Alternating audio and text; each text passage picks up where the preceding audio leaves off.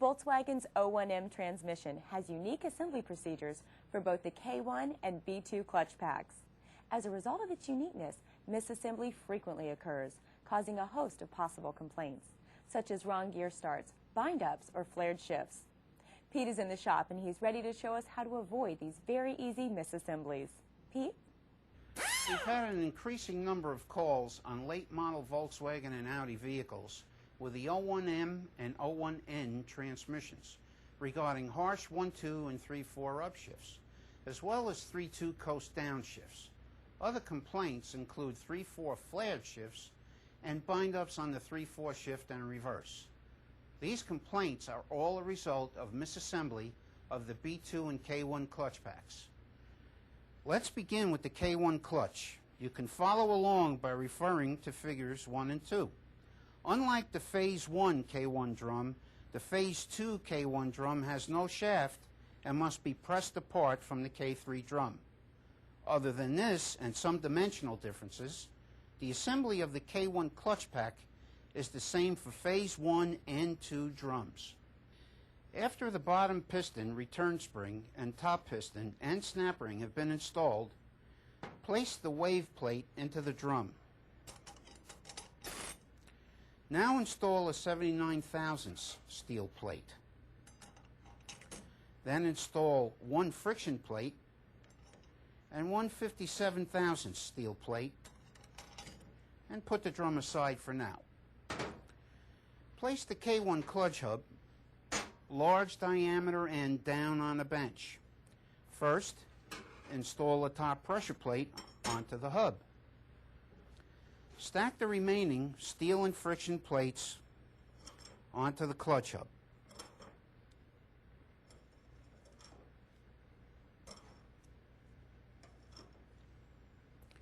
Finishing with a friction plate. Next, install the 4 plastic retainers, making certain they snap into the respective holes in the clutch hub, and the friction is below these tabs. These retainers will now hold the clutch pack in place while you invert the hub and install it into the drum.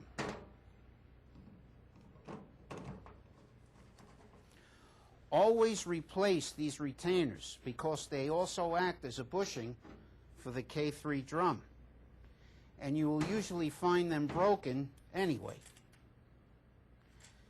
Make sure these retainers are 640 thousandths tall, as they are shorter than the Phase 1 retainers. Now install the snap ring into the groove of the K1 drum, working it under the clutch hub. That's it. We're ready to move on to the B2 clutch. The assembly of the B2 clutch can be confusing, due in part to a change that took place for the 1998 and later Phase 2 model. We're going to build the B2 clutch assembly out of the case for purposes of clarity. You can follow along by referring to the illustration in Figure 3. Start by placing the B2 clutch support down into the case, not side down. This support is selective and will determine how many clutch plates will be in this stack. The chart in Figure 4 gives you the dimensions and how many clutch plates will be required. Then, place a 118 thousandth steel plate against the B2 support. It can be identified by the number 3 stamped on a white lug. But keep your caliper and mic handy to be sure.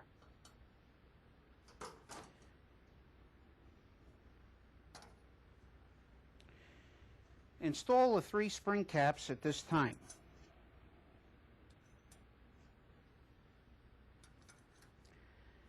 Now, stack the friction and steel plates alternately, beginning with the friction plate. The steel plates are typically 79 thousandths. However, all the steel plates in this clutch pack are selective, which can be seen in a chart in Figure 5. This will permit you to obtain the 50 to 60 thousandths clutch clearance that this clutch pack should have. These steels can be identified by the number 2 stamped on a white lug.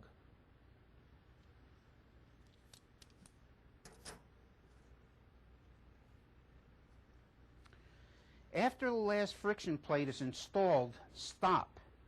This is where the most common mistake is made. Install 3 springs into the spring caps.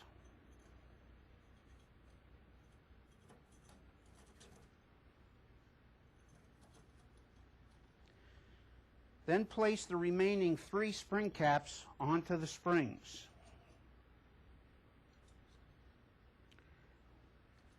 Now install a 1/18 steel plate down against the spring caps so that this space is created. This will be compressed when the pump is installed.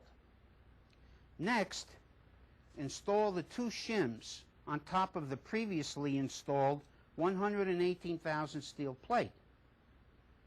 Then make certain the 2 dished plates are in the retainer installed in a clamshell fashion.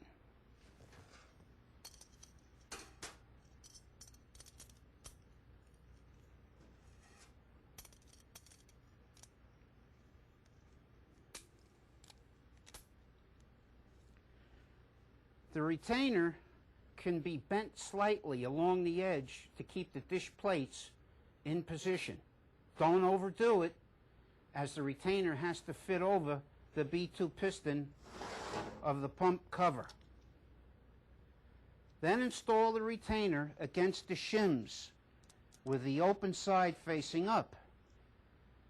The retainer takes the plate of the wave plate in the previous design. Now you're ready to install the pump gasket and pump assembly. An excellent information source for this and all other aspects of rebuilding these Phase 0 to late Phase 2 transmissions is this manual by Greg Catanzaro from Trans Online. You can obtain one of these manuals by visiting our online bookstore at www.atsg.biz. In this year's seminar, we have continued to show you some of the more frequent transmission complaints that have come across our hotline, along with the cause and corrections to repair them. You can see the need to stay updated with the latest time-saving tips on computer scanner diagnosis along with transmission fixes. ATSG is a technical information support company. To stay up to date, we offer a technical and subscribership service. Call 1-800-245-7722 or visit our websites at www.atsgmiami.com or www.atsg.biz. Morgan and I would like to thank you for your continuing comments. We appreciate your business and support. This concludes our 2004 video segment. We now return to the live portion of our seminar.